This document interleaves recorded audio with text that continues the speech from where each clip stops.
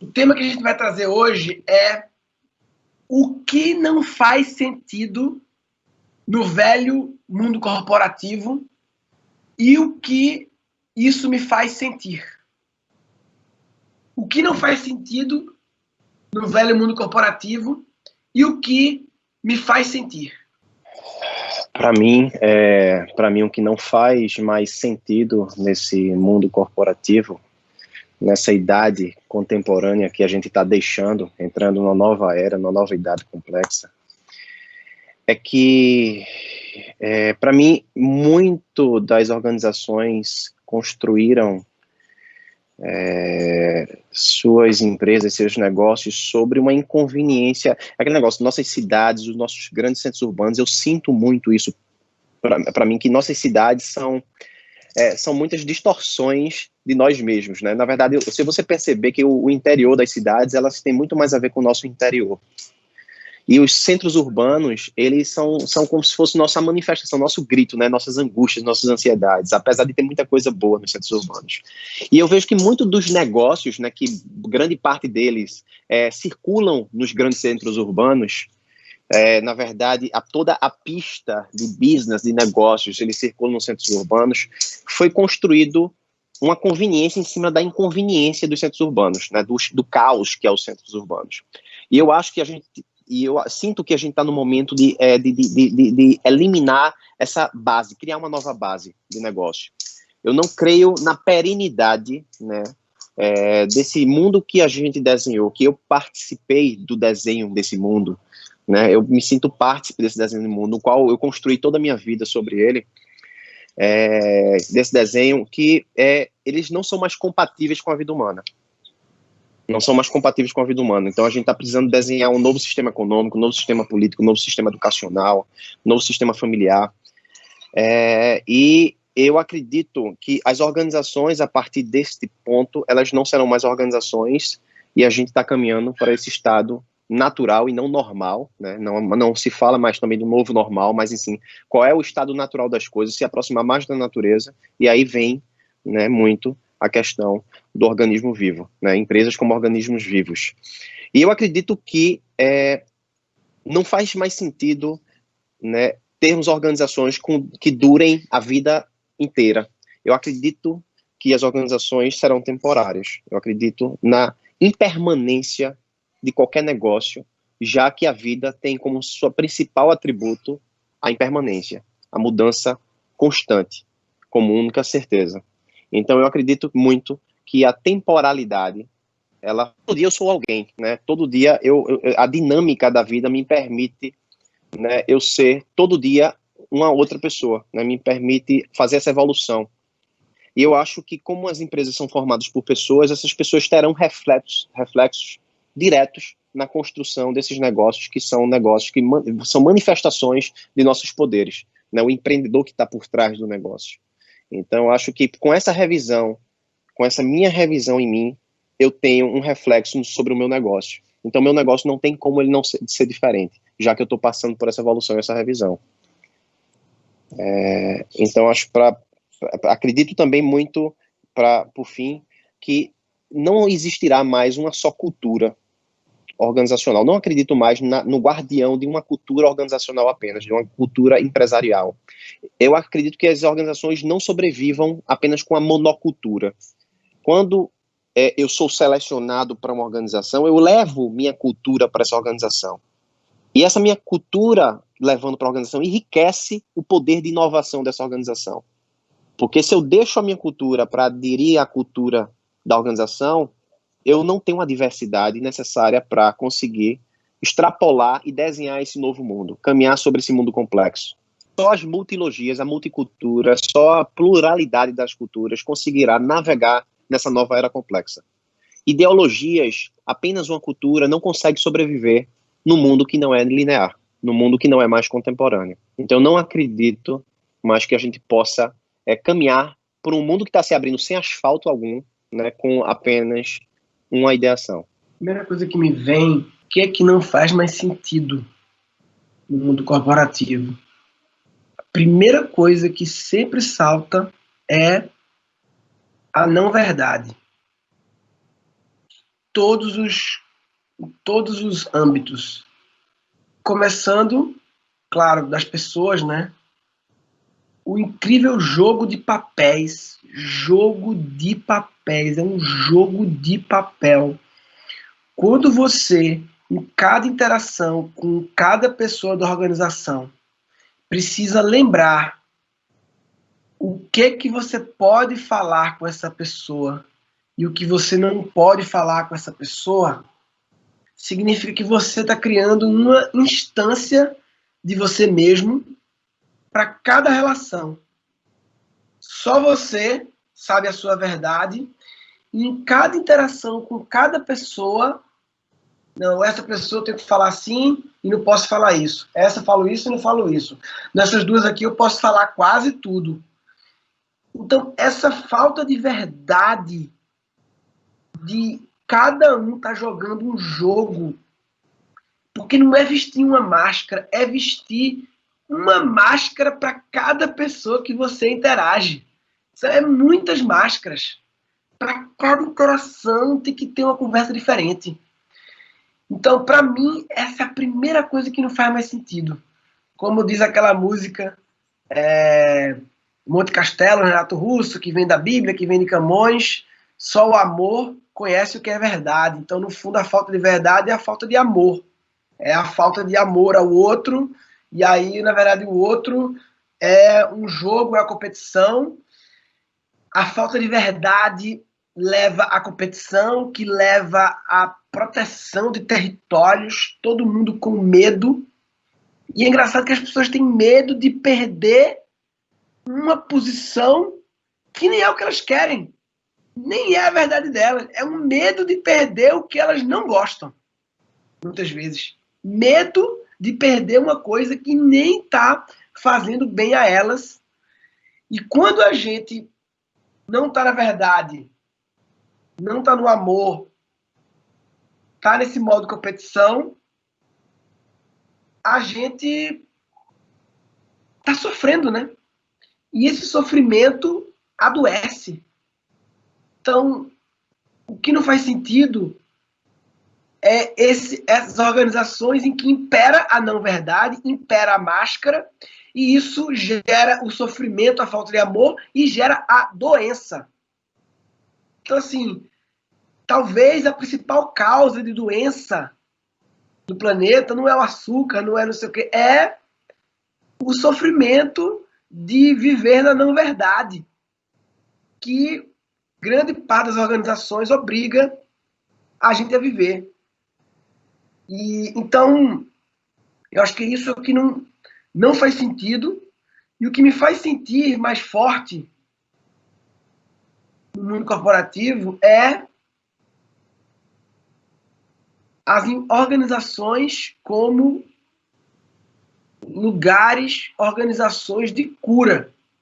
Antes de querer fazer o mundo melhor, impactar e blá blá blá, seja o que for, é preciso garantir que dentro as pessoas estejam curadas. Antes de satisfazer o cliente, é curar. E quando eu falo curar, é para trazer não só a camada de você estar bem, estar com plano de saúde, mas é que a camada de esse é um ambiente seguro para você falar que seu marido deixou. Esse é um ambiente seguro para você falar que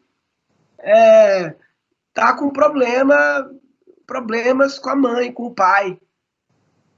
Que seja um ambiente seguro para se trazer, que elimine essa separação, vida pessoal e vida profissional, que seja um lugar para as pessoas se curarem, porque uma frase do Otto Schammer, cara da teoria U, que a qualidade de qualquer intervenção, de qualquer ação, depende do estado interior do interventor.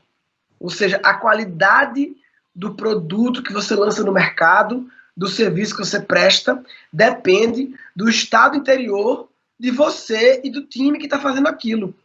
num estado de sofrimento, com mágoas, com raivas, com problemas, com questões, com falta de verdade, com sofrimento, com choros escondidos no banheiro, com choros escondidos sozinho antes de dormir, essa vai ser a qualidade que você vai colocar a energia em tudo que você faz. E aí, em vez de escalar a cura, escala-se a doença.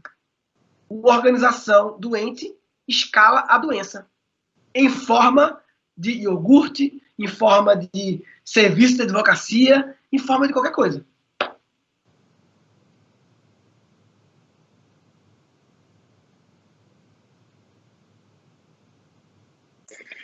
Ai, ai. Vocês são muito lindos. Eu me lembro como se fosse hoje o primeiro momento da minha vida que eu tive que fazer um currículo, né?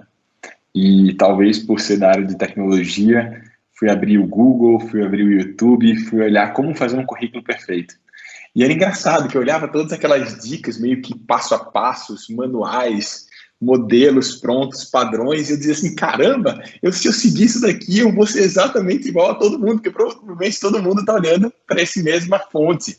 E, na realidade, até antes, aí uma das dicas eram, Renan, né, não falava para mim, mas dizia assim, olhe o que está se pedindo dentro da especificação daquele cargo e se adeque a isso. Então, deixe seu currículo variável para se adequar àquilo que está pedindo. Então, a narrativa do seu currículo, ela tem que ser derivada disso. E quando eu penso sobre isso, eu digo, meu Deus, eu menti no dia 0, no dia -1, no momento ao qual eu tinha que ler aquele currículo, ou que a vaga pedia, vê, como se fosse um cargo, né? Como se fosse um carro, a vaga do carro, né? Então, quando eu li aquele negócio, eu dizia assim, eu tenho que me adequar a isso. Aí, detalhe, tinha regras de quantidade de páginas no currículo. Renan, né, falando comigo mesmo, mas você tem que ter 2 páginas, porque ninguém vai ler muita coisa. Eu dizia, meu Deus do céu, como eu vou contar minha história? E olha que era a minha primeira história, eu não tinha quase nem história de vida, eu era aquele menino no primeiro currículo. Então, mas mesmo assim, já me doía, sem história praticamente alguma para botar naquele currículo, a limitação e a necessidade de definir tudo. Eu acho que não faz sentido isso para mim. Definir é limitar. Eu não acho que eu sou aquele cargo. E até quando eu olhava para aquelas definições todas, eu conseguia até me enxergar em 30% delas. Mas qual era a minha motivação real para buscar aquele cargo, aquele emprego? Qual era? Era o dinheiro. Estava tudo errado. Estava tudo errado. Desde o começo estava errado. A minha motivação, ela não era verdadeira. Então, naquele primeiro momento, eu sentia que eu estava mentindo para mim mesmo e mentindo para a empresa. Então, meu primeiro ponto de contato, existia esse tipo de relação que não era saudável. E quando eu penso sobre mentira ou verdade, uma coisa muito clara também eu entendo que talvez falte verdade em muitos pontos do contato desse mundo corporativo. Mas será que tão ruim quanto a falta de verdade é a não valorização da verdade? Será que é não sabermos lidar com essa verdade? Porque muitas vezes, até quando a verdade vem, como a gente lida com ela? E eu vou dizer exemplos da minha vida. Todas as vezes aos quais eu tive coragem na minha vida, no mundo corporativo, de dizer a verdade, eu não fui bem recebido. Eu recebi nãos, eu ouvi, abre aspas, Renan, cuidado que você vai ser a sombra de fulano de tal. E você vai estar na sombra dele, como se fosse uma ameaça. Quando eu pensei em ser proativo, cuidado, essa sua proatividade na área que não é a sua, ela tem consequências. Então, será mesmo que a verdade é aquilo que eles querem ou isso fere o ego? Isso fere o tempo que tem de casa, o cargo, né? E será que aquela pessoa, ela não se misturou tanto com aquele cargo, né? Será que a gente não se mistura tanto com aquele cargo, que a gente se apega ao cargo e acha que a gente é aquele cargo, mas se a gente perder isso, a gente não é nada de verdade? Então, isso é uma coisa que bagunçava muito. E quando eu volto de novo para aquela cena, naquela sala de espera, para poder fazer a parte da entrevista de emprego, eu olhava ao meu redor e eu conseguia sentir o coraçãozinho de algumas pessoas na sala comigo, e a maior parte das pessoas estavam com o coração um pouco mais acelerado, algumas delas, por causa de uma das coisas que mais me fere e me dói, o preconceito, a discriminação. Tinham pessoas de idades maiores, de gêneros diferentes, de cores diferentes, e essa sala, aquele olhar, assim, era como se eles chegassem com uma energia já pesada, com medo. Eu não consigo exercer essa empatia como eu gostaria, mas eu consigo sentir junto, sabe? Eu via que não estava certo aquilo ali, não fazia sentido. Será que não devia ser uma seleção sem currículos, sem fotos, que na realidade buscasse entender uma seleção de corações? Será que uma seleção de fazer sentido mesmo, onde as pessoas demonstrassem o amor, a verdade delas em cima daquilo ali, e se isso fizesse sentido, isso fosse abraçado aquela causa? Essa discriminação, essa ausência de liberdade, para mim, é uma das coisas que mais não fazem sentido no mundo corporativo. Eu sou adepto da gente abraçar essa liberdade, eu abraçar essa naturalidade. Eu lembro, como também se fosse hoje, a primeira vez que eu quase fui demitido do meu primeiro emprego, foi porque eu chegava mais cedo e saía mais tarde. E aí vinham para mim e diziam assim, Renan, você está querendo ganhar hora extra? Eu digo, não, eu simplesmente não quero pegar trânsito. Não vou nem dizer para vocês que é porque eu queria chegar mais cedo e sair mais tarde, como se eu fosse melhor do que ninguém. Não, eu não queria pegar trânsito. Então eu chegava mais cedo e saía mais tarde para fugir do trânsito. E isso era passível de uma possível demissão, porque eu estava fugindo das regras e das normas que, de novo, queriam me limitar. E eu ficava agoniado, sabe, meio claustrofóbico nisso tudo.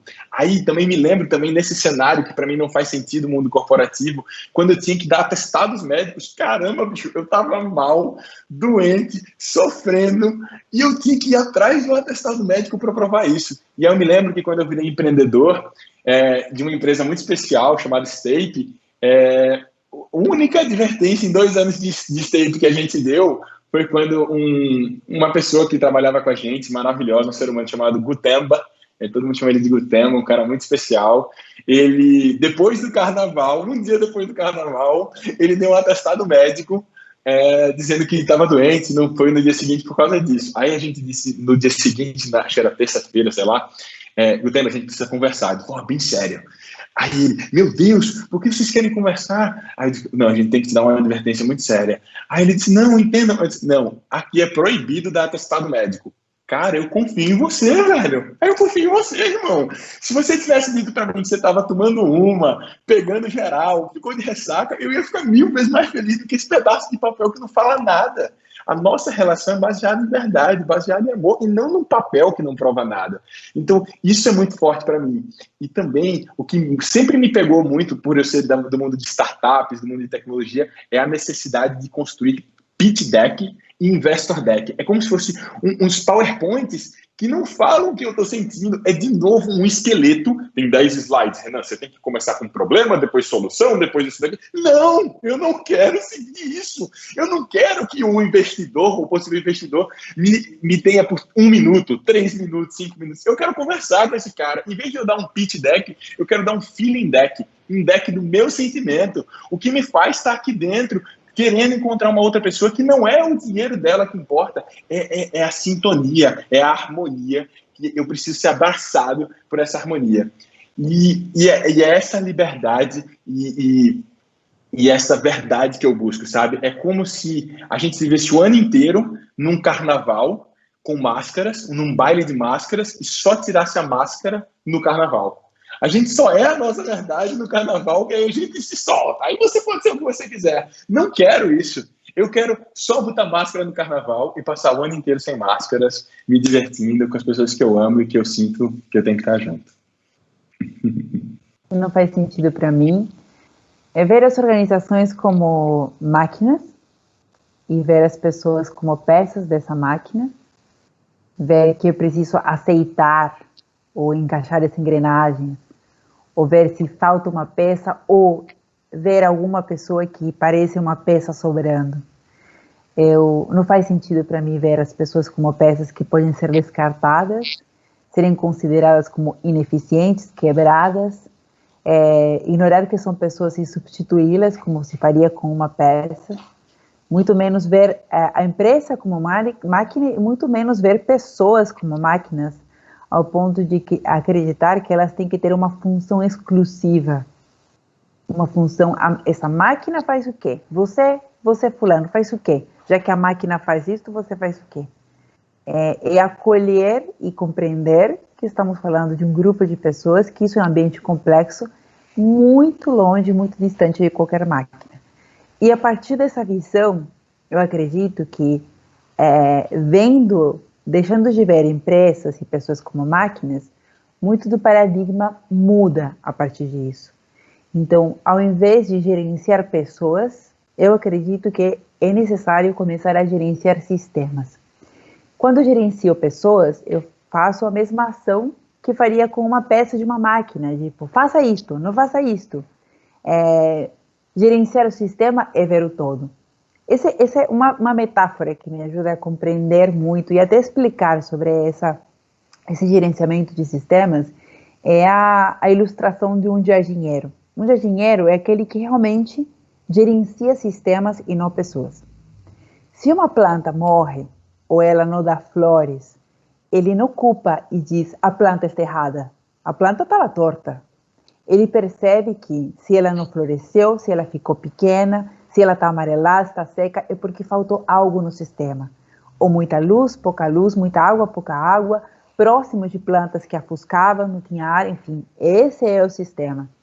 Ele não controla as plantas, você dá flor, você dá fruto, você faça isso, não.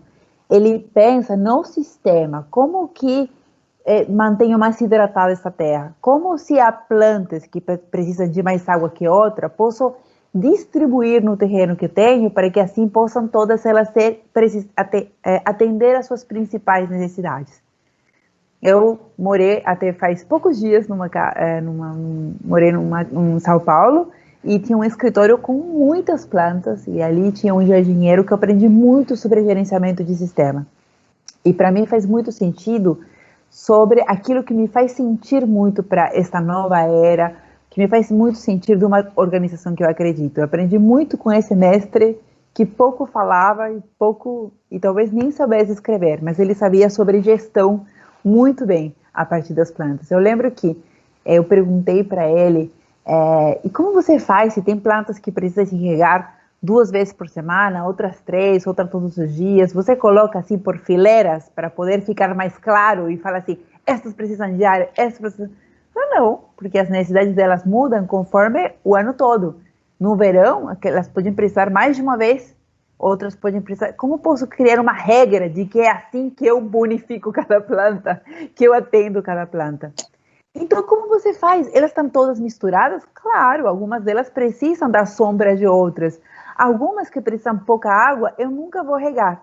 Vou colocar debaixo de um outro vaso que eu rego 1 vez por semana e as pequenas gotinhas que caem já é água suficiente. Algumas precisam estar aqui. E como você sabe isso? Você tem um manual? Falei para ele, onde você aprendeu? Eu falei, nunca aprendi, nunca vi manual. Não tem aqui na casa alguma listinha de, tal plantinha tem que regar. Como você decora? Não decoro. Eu não lembro de cabeça. Então, como você faz? Eu pergunto para as plantas todos os dias. Como assim? Peraí, você está falando com as plantas? Falo. Mas eu imaginei que a pessoa falasse, né? E aí, plantinha, você está precisando? Não. Como você fala? Para saber se elas precisam de água, eu encosto o dedo na terra. Se está seco, precisa água. Se está molhado, não precisa. O contato, a proximidade. Se ele não estivesse próximo das plantas, ele não saberia o que as plantas precisam. Eu acredito nessa metáfora do jardineiro como uma forma nova de ver as pessoas, as empresas, o gerenciar. Eu acredito que não faz mais sentido todos os verbos usados para criar responsabilidades que controlam pessoas, veem elas como peças. Eu não acredito em responsabilidade como gerenciar o que os outros fazem. Controlar. Meu papel é controlar X. Meu papel é supervisionar Y. Meu papel é garantir que as pessoas façam aquilo. Isso não são responsabilidades. Isso são responsabilidades criadas muito na base do medo de acreditar que as pessoas não são capazes de fazer o que elas podem fazer quando estão conectadas com seus propósitos. Eu canso de ir nas empresas, me solicitarem para fazer uma consultoria, uma palestra e me disserem qual o problema da empresa aqui é falta de maturidade. Como você pode dizer que é falta de maturidade se todo um montão de elementos na empresa para controlar, gerenciar, supervisionar, tratar as pessoas como se fossem crianças. Crianças sem controles, desgovernadas. E você está procurando maturidade das pessoas, autonomia das pessoas. Para mim não faz sentido que você queira que as pessoas sejam mais proativas, sejam mais autônomas, se você quer tratar elas como pessoas de 3, 4 anos que têm que ser supervisionadas para ver se elas dão conta. Eu acredito que não faz mais sentido nos prostituirmos em prol de trabalhar numa empresa que tem valores ou propósitos que eu não acredito. Eu acredito que as empresas têm que ter propósitos claros.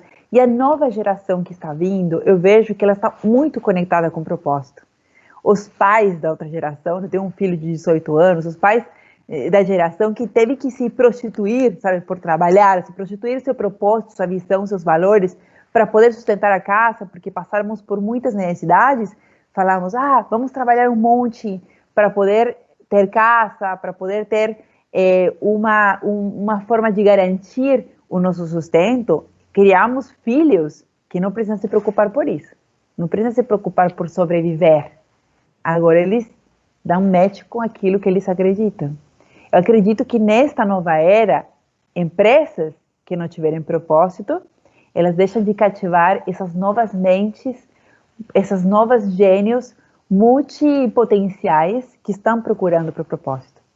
Eu acredito que não é mais um momento de criar cargos e sim papéis com propósitos claros, que as novas formas de reorganizar as empresas vai ser assim, por propósito. No momento tendo o propósito claro, você tem as pessoas trabalhando junto com você inteiras e não fragmentadas. Não é somente a parte que precisa de sobreviver minha é que vai trabalhar para você. E aquela parte que vive e sonha vai estar ali em paralelo até que eu me aposentar. Eu acredito pessoas inteiras trabalhando. E isso vai acontecer quando os propósitos reais forem declarados e as pessoas que fazem parte dos projetos e das empresas digam, eu me conecto com o propósito. O como pode mudar, mas o porquê, o para quê, eu me conecto e me uno à empresa. Maravilhosa, Tânia. Maravilhosa. Uma próxima rodada. Vou falar do inteiro. Um grande empresário de uma grande indústria que, pegando tudo isso que vocês falaram, disse, porra, Dante, eu tô aqui com todo o gás, querendo inovar, querendo buscar esse novo mundo, e tô tentando engajar aqui meus funcionários, mas eu percebo que eles não têm tesão, não tem, parece que eles não têm proatividade, eles não se sentem como dono, né, não são, empreender para ele. Me diz uma coisa, será? Tu já conversaste com eles para saber se, inclusive, eles querem estar contigo? Será que eles querem estar nesta empresa que tu tá tão com todo esse planejamento, né, de futuro? E aí me veio muito, né, quando o Gan fala da organização de cura, quando Tânia traz essa transparência, né, quando o Renan traz toda essa inquietação, que cara, eu acho o seguinte, para a gente criar seres humanos autônomos, primeira coisa como é que o próprio RH, né, como eu sempre falo, que eu não acredito mais, o futuro do RH realmente é o não RH, ele vai ser quase um cerimonialista de cura, né, vai ser um cara que vai permitir criar as possibilidades de diálogos transparentes dentro da organização. Né? É um cara que vai inaugurar proativamente, inclusive a contragosto, talvez às vezes, do próprio fundador e empreendedor, para que os diálogos possam fluir e que as pessoas possam lá dentro conversar sobre o plano B delas. Porra, sério, o RH, né, a empresa sempre se preocupou em criar planos de carreira, em dar ticket de alimentação, né, etc, essas coisas todas, mas, porra, será que o cara que está aí com você hoje, ele quer estar a vida toda com você? Será que ele está querendo estar hoje? Porque será que você não poderia facilitar muito esse processo de diálogo para dizer assim, porra, velho, tem funcionário que queria passar 3 anos na tua empresa e queria montar uma padaria depois de 3 anos. Pô, se tu conversar isso com ele, se ele confessa isso pra você, tu diz o seguinte, cara, beleza, enquanto tu estiver aqui, tu quer estar aqui comigo, massa, me ajuda aqui nesse processo, que eu te ajudo a te montar essa padaria, será construída em 3 anos, eu te ajudo um pouco a realizar um pouco esse sonho. Ter esse diálogo aberto, sabe, pra desobstruir, digamos assim, essa questão da verdade. Porque no final das contas, todos nós temos planos B. né? A gente veio, o Tânia falando nessa questão de pessoas...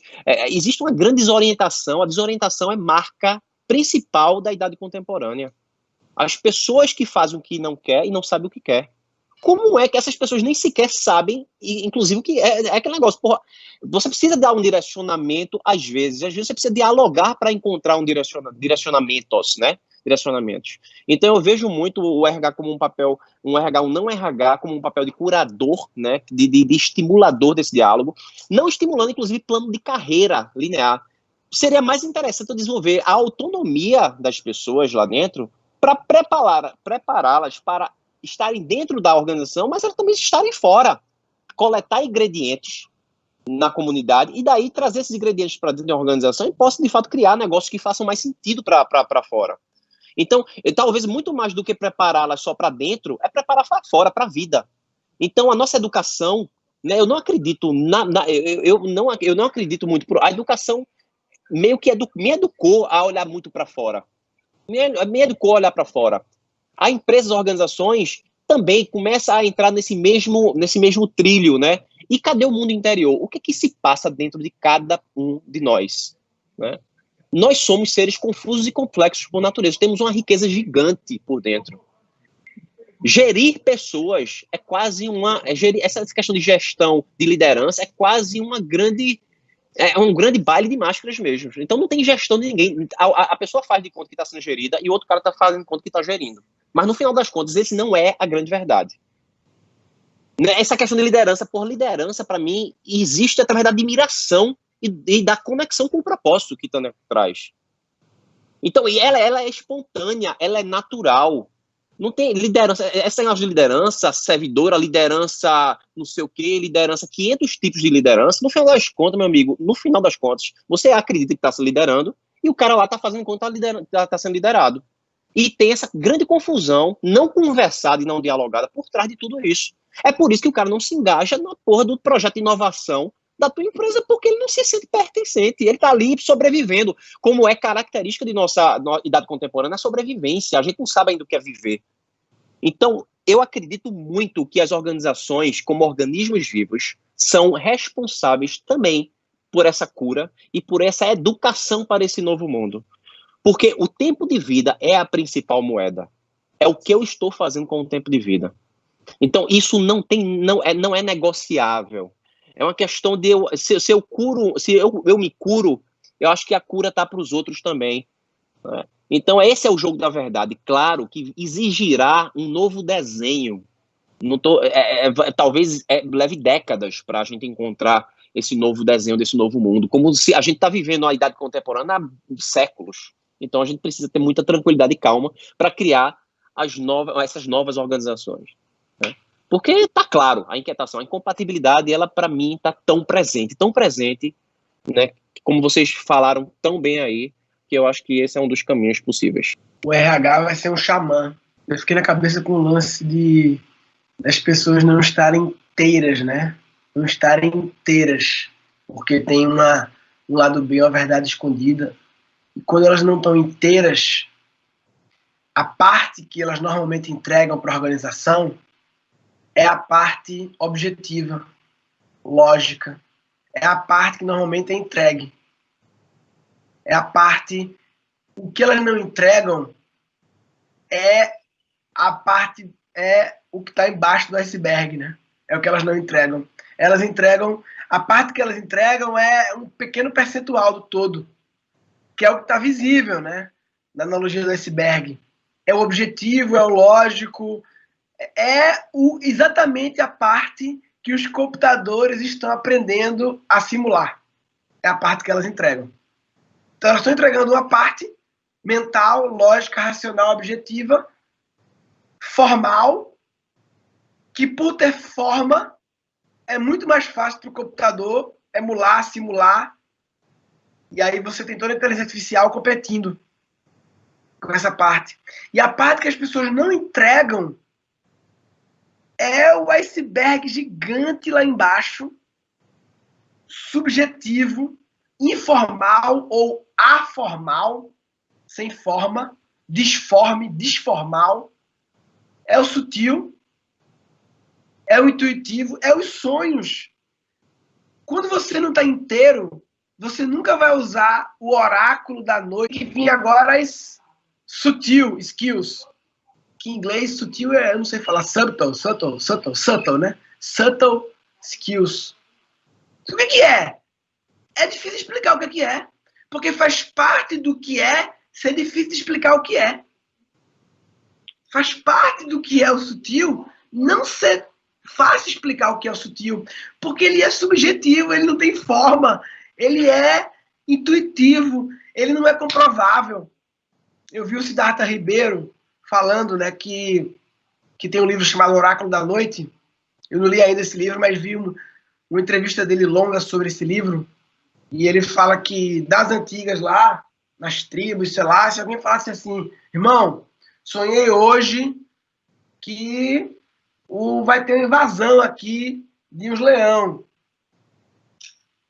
Primeiro, as pessoas sonhavam mais, porque valorizavam e intencionavam mais isso. Segundo, compartilhavam mais do que sonhavam. E terceiro, valorizava-se mais o que a pessoa falou que sonhou um sonho. Ou seja, é mesmo, irmão? Galera, se prepara aí que pode ser que venha um leão aí.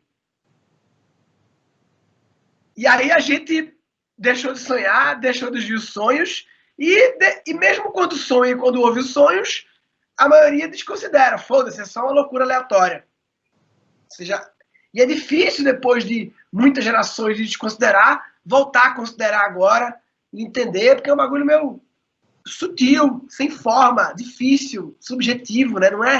Não é A mais B. A questão do jardim, né? Natureza. Fiquei pensando, né? Como é o planejamento da natureza, né?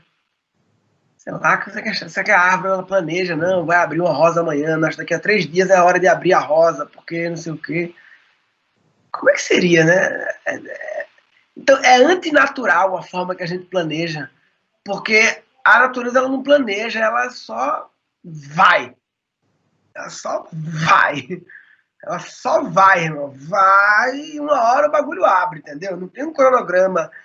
A gente humano, que quer controlar tudo, até cria um cronograma, né? Da probabilidade. Existe probabilidade de abrir e tal, a tal dia, tal hora e tal. E uma das coisas da natureza, e aí até a natureza do nosso corpo, né? É a circulação, né? A gente circula, tanto que quando uma pessoa está com problema de circulação, é muito sério, né? Pode morrer. Se para de circular, morre. E as organizações, uma coisa que eu acho que não faz sentido, é que elas... Chama trombose, quando não circula? Chama trombose? Ou trombose é quando circula demais? Trombose, né? É uma das coisas quando não circula. É como se as organizações elas fossem medidas pelo tamanho da trombose. Quanto maior a trombose, melhor. Quanto melhor você está acumulando, retendo e guardando, melhor. Enquanto que devia ser medido pelo quanto você vai circular, né? Ou seja, o que é melhor? Uma organização que movimenta 1 bilhão e desse 1 bilhão, 900 milhões fica retido, vira trombose, ou uma organização que do 1 bilhão ela não fica com nada, ou fica com o mínimo para sobreviver, porque ela está fazendo circular entre todos. Será que o novo unicórnio não é medido pela capacidade de circular dinheiro entre as partes e não pela capacidade de acumular, né? Alguém me falou essa metáfora, deixar de ser cálice para ser canal. O cálice é um recipiente que retém o líquido, né? E o canal faz ele circular. Que no fundo é sempre a história de voltar para a natureza. Só. Sempre, meu Deus, é sempre olhar para a natureza, a metáfora da natureza, porque... E todo mundo sabe que é o bagulho divino, que é o bagulho tal, mas esquecemos de olhar. E continuamos criando organizações centradas no cliente, centradas no humano, e esse é o grande erro. Centrar no humano, achar que o humano é o centro de tudo. É o antropocentrismo, o human-centered design, vai ser o novo geocentrismo. Em breve, vai ser tão idiota desenhar centrado no humano quanto foi achar que a Terra era o centro do sistema solar. A gente tem que fazer nature-centered design. Naturocentrismo. Porque se não tem natureza, não tem nem homem. Não tem antropô para ter. E o nature-centered design não é centrar no homem e evitar jogar a lixo na natureza. Não, tem que começar centrando na natureza. E como a organização é de cura, e como a qualidade interna do interventor influencia na intervenção, aí começa, né? A gente está num momento pessoal aqui em casa, olhando para o nosso lixo, né? Porque, olhando para o nosso lixo. Olhando para o nosso lixo. Porque se a gente não olha nem para o nosso lixo, né? Alguém me falou uma vez que a gente começou a se desconectar do nosso lixo quando a gente começou a cagar da descarga e foda-se para onde ele vai. O nosso principal lixo, que é o cocô, o lixo mais natural, a gente não sabe para onde vai.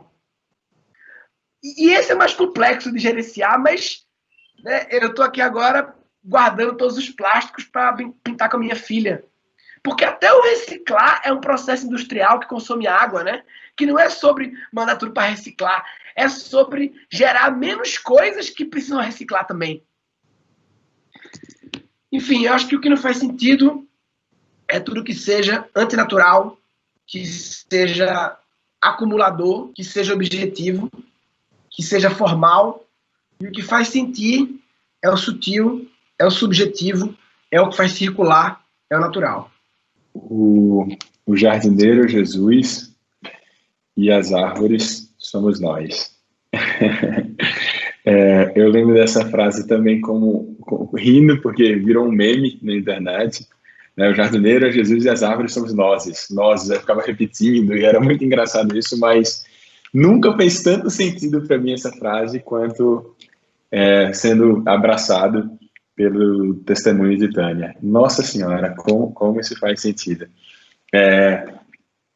Eu sinto que não faz sentido muito no mundo corporativo hoje são escritórios iluminados. Eu acho que os escritórios têm que ser todos escuros. Isso é uma analogia, sabe? O que eu quero dizer é que o povo só quer clareza. Meu Deus do céu, eu não quero essa clareza toda, sabe? Sabe esse negócio de clareza? Vamos parar com essa resenha.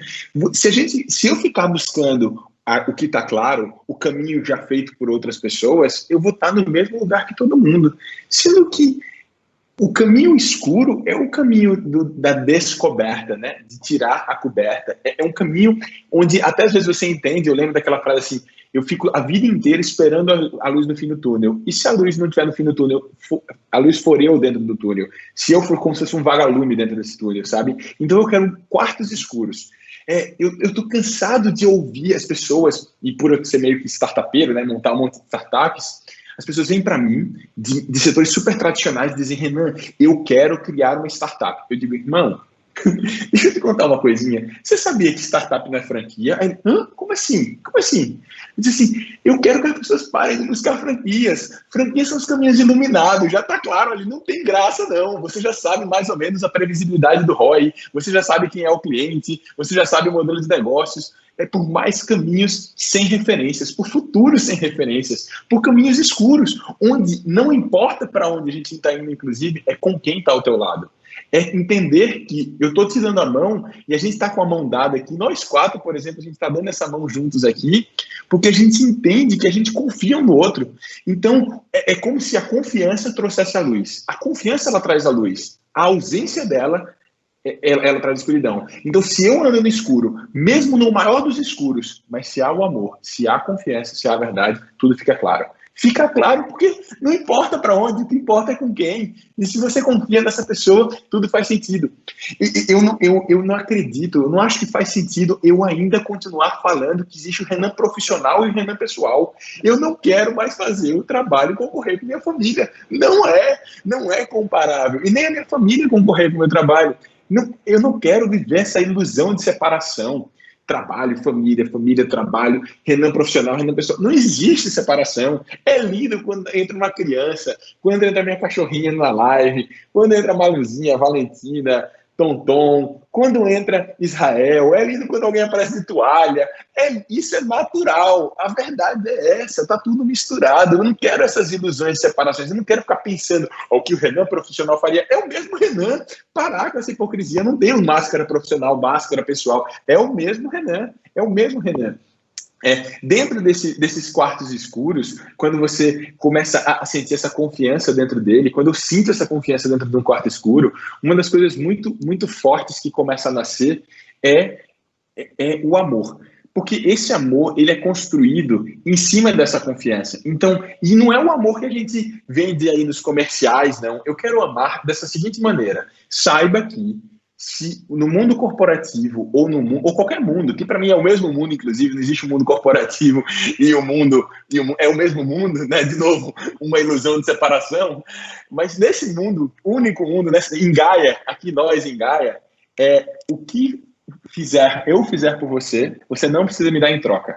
Eu não quero viver o ganha-perde, não quero viver o ganha-ganha. Eu quero entender que se somos todos um, e se eu sou você e você sou eu, se eu te fizer algo, se eu tiver fazer você ganhar, eu ganhei. É uma autorrecíproca. É como se eu tivesse ganho imediatamente do universo. Então, eu quero ter essa clareza de que eu quero viver esse amor incondicional. Até quando a gente pensa na natureza, e a natureza, ninguém chama de pai natureza, né? Por que não, né? Porque é a mãe natureza. Mãe natureza é o amor incondicional, é respeitar o posicionamento de cada filho, é amar todos eles, sabe? Isso é muito forte para mim. Eu me lembro também, uma coisa muito comum quando eu fazia mais parte desse mundo corporativo, as conversas de corredor. Como eram desgastantes, né? A rádio peão, chamava-se de rádio peão. Que resenha é essa de rádio peão? Sabe, as segundas intenções, esses lados Bs. Isso tudo é ruído, isso é barulho na comunicação. Se você sempre fala a verdade, você nunca tem que se lembrar de nada, não é isso? Então, é sobre você não ter conversas diferentes, é ser a mesma conversa, é ter essa sintonia. Uma coisa muito forte também que eu lembro, com uma forma muito forte mesmo, bate muito forte em mim, foi quando abriu uma vaga no mundo corporativo naquela empresa, para um cargo que ganhava 3 vezes mais do que eu ganhava. E aí existia nessa empresa uma coisa chamada, eu não vou dizer o nome exato, mas era como se fosse um sistema interno para você concorrer por essa vaga, né? Então era como se fosse aquilo, plano de carreira, para você poder crescer aqui dentro. Poxa, isso talvez faça sentido. Não, olha a verdade por trás disso. O salário era 3 vezes mais, mas se eu ganhasse a vaga, pela regra do RH, aí o não RH dentro, por favor, não RH, a regra do RH era, você só pode ganhar 14% a mais. E se os presidentes da empresa assinarem, você pode ir para 28% a mais. Você não pode mais do que isso. Aí eu dizia, como é? Então, se eu ganhar essa vaga, eu vou ganhar só isso a mais, mas se alguém vier de fora do mercado, como é que acontece? Ah, não, se a pessoa vier de fora do mercado, não tem problema. Ela entra ganhando aquele salário. Eu dizia, meu Deus, qual o sentido nisso? Então, eu coleciono esses traumas. E aí, uma outra coisa que me fazia muito mal é ver que quando nasciam as oportunidades de crescimento, até porque era tudo muito hierárquico, né? Eu competia com o meu par ou com meus pares por uma vaga. Então, em vez de excitar o amor e a colaboração entre a gente, excitava a competição, onde todo mundo saía perdendo. Então, de novo, essa competição interna, essa concorrência interna, isso não faz sentido para mim. Papéis, eu entendo papel, mas sabe, eu acho que eu quero um papel impermanente. Meu papel é impermanente, é como as estações da natureza. Eu vou estar em inverno, tem dias que eu vou estar no verão, tem dias que eu vou estar no outono, tem dias que eu vou estar na primavera, florescendo, dando amor. E esse respeitar dos meus estados, dos meus estágios, ele é muito importante, sabe? Respeitar essa minha abstralidade. Eu penso muito em cima de uma das palavras que mais me traumatiza, talvez no mundo corporativo, e talvez eu queria que isso não existisse mais tanto nesse mundo, são as metas. As metas, essa definição, essa busca pela definição, a busca por entender tudo para você dar o passo. De novo, vamos voltar para o quarto escuro? Eu quero estar no quarto escuro. No quarto escuro, eu não vou entender tudo. Eu vou sentir que eu posso dar o próximo passo porque é baseado na confiança. O quarto claro eu tenho que entender. Eu não quero mais buscar entender. Eu quero buscar sentir. Muitas vezes meu coração parece racional, mas eu quero me apaixonar por esse racional. As melhores coisas da vida não são coisas. Eu não quero viver em cima de tudo que eu consigo entender, racionalizar. Eu quero o irracional mesmo. O irracional, o arracional. Eu quero viver essa possibilidade de errar também. Eu sempre lembro com muito carinho de uma frase que no mundo corporativo é super evitada. Se eu perguntar assim, quem quer ser mais produtivo? Levanta a mão, por favor. Aí todo mundo quer ser mais produtivo, mas produtividade, eficiência é coisa de máquina. Ineficiência é coisa de ser humano. Eu quero errar, porque errar é humano. Eu quero me permitir errar. E é muito gostoso o erro, porque o erro normalmente é quando eu abraço novas realidades, novos quartos escuros, que eu vou encontrar luz dentro dele com as pessoas que estiverem no meu caminho. E cada quarto escuro, ninguém tem a obrigatoriedade de entrar se não sentir que tem que entrar. Não precisam ser as mesmas pessoas sempre. Essa impermanência, são esses pequenos assaltos. São as pessoas que fazem parte e fazem sentido naquele quarto escuro, naquele momento, porque elas sentem que elas podem dar aquele passo. Elas não são forçadas, elas não são empurradas, não existe uma meta, não existe uma pressão, não existe uma cobrança. Eu quero a liberdade de entrar no quarto escuro, se eu quiser entrar no quarto escuro, e sair do quarto escuro, se eu quiser sair do quarto escuro.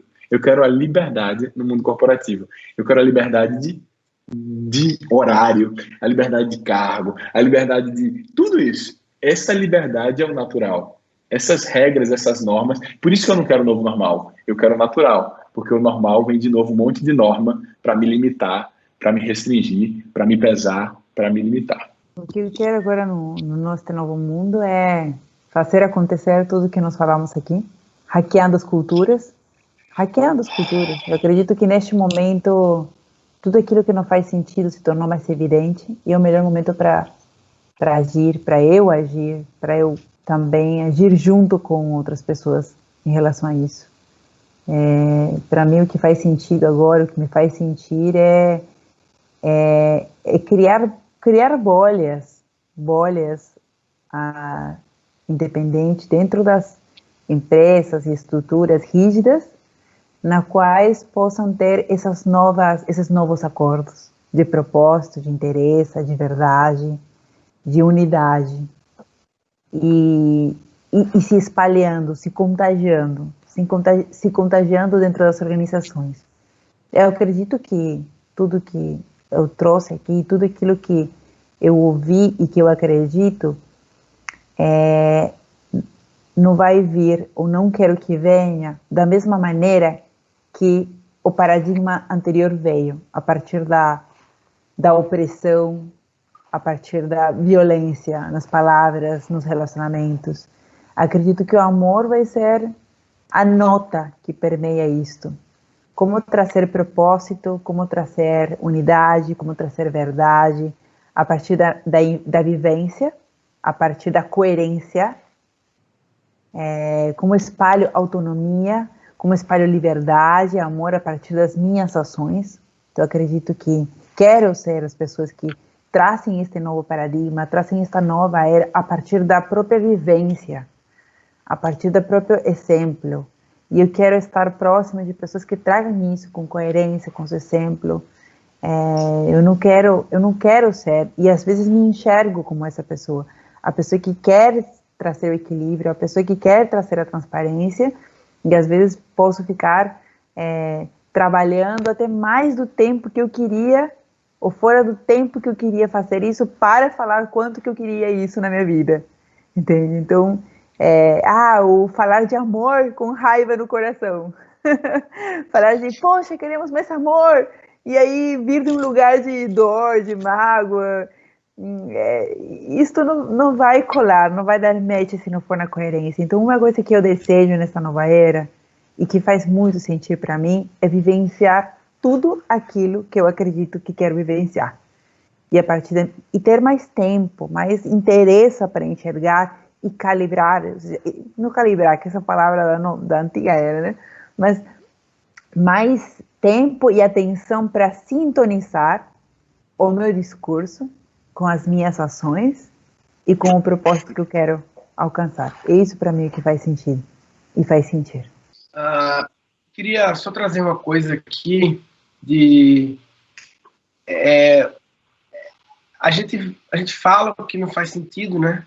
E tem um gap, né, entre, tá, mas e aí? Como é que faz, né? Porque eu tô nessa aí, eu tô nessa, eu tô no meio exatamente de tudo que não faz sentido. E não tô vendo o chefe aqui, o presidente, a presidenta, não tô vendo a turma se movimentar muito para isso, não.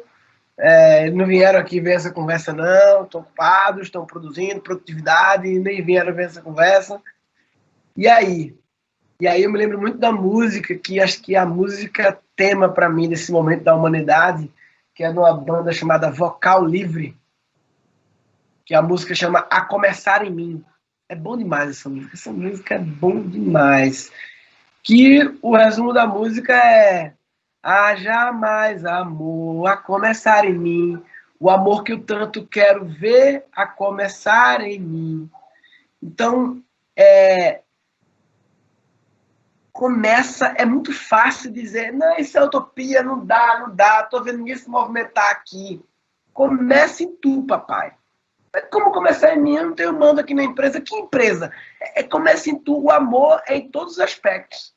Desde um olhar diferente, um olhar amoroso para o livro, para o lixo, para os seus filhos, para a esposa, para o marido, para os vizinhos, para os seus colegas. Pô, tu pode ser que não seja o chefão, a chefona que define as grandes questões, mas todo mundo é influente em qualquer organização. Todo mundo tem alguma influência. Todo mundo tem alguma influência. Inclusive, você influencia o seu chefe. Só sendo. Não mandando ele ser, mas só sendo. Só sendo, você já influencia. Sem precisar falar nada. Então, depois procura essa música aí, Vocal Livre, A Começar em Mim. Ô, Gans, só não sei, é que esse meio sem protocolos também. Tu não quer compartilhar a música pra gente fechar ela ouvindo essa música juntos? Boa, papai. Boa. Boa. Me veio aqui de fazer uma coisa assim, uma rodada de tipo assim, cada um falar 3 palavras, 3 tags, assim, 3 hashtags que ficou para cada um. E as pessoas também podem falar e escrever também se quiserem, mas talvez eu ia propor de cada um escrever as palavras, assim, pensar e a gente trazer, a gente ler para que um não influencie o outro, né? Que cada um pense quais são as 3 palavras que te marcou nessa conversa toda. Escreve aí no caderno e aí cada um lê, só para a gente não... Naturalmente a gente acaba ao ouvido do outro. Então, eu vou colocar a música aqui. Eu vou colocar a música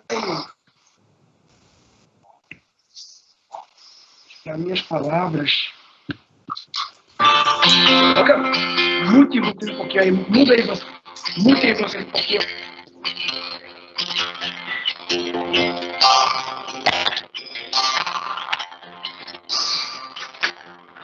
Cedo me acordo a oração. É o coração que tá apertado para ver o mundo diferente da notícia repetida da televisão.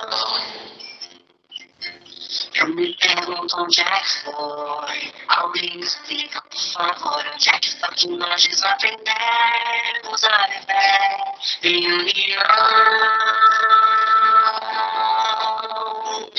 Quero perguntar, se eu aqui só respirar, eu sou um Belém, só um Belém.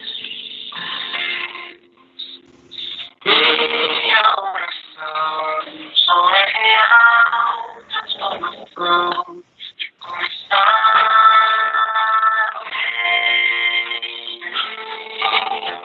Achar mais amor a começar em mim. Amor que eu tanto quero ver a começar em mim. A começar em mim.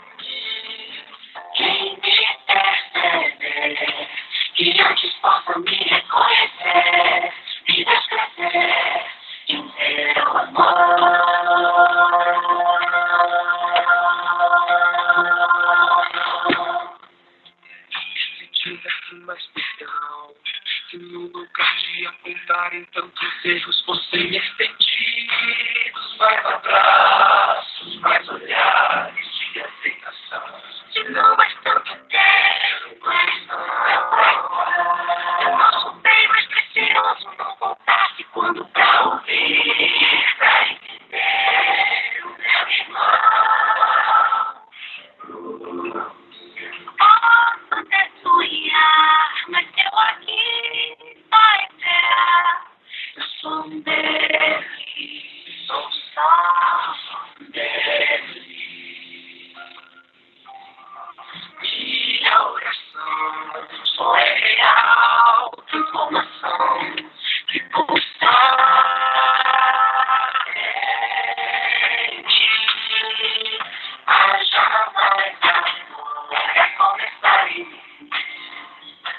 Amor que eu tanto quero ver, a começar em mim.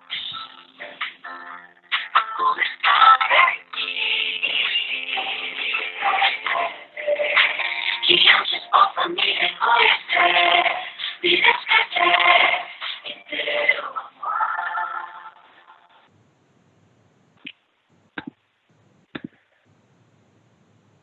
Maravilhoso.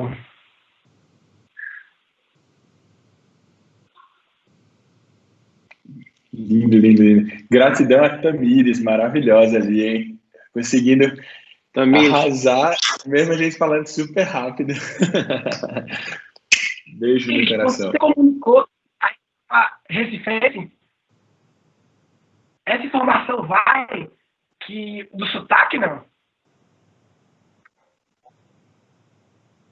Responde para mim rapidinho, só para dar um sim assim ou não, pra gente, só para gente saber. Você, quando comunica a linguagem, você chega na camada de falar o sotaque, não, né? Tipo, que a Tânia é meio hispânica, não, né? Não precisa, não é relevante, né? Mas para pra galera aqui. É 3 nordestinos e uma peruana. Isso.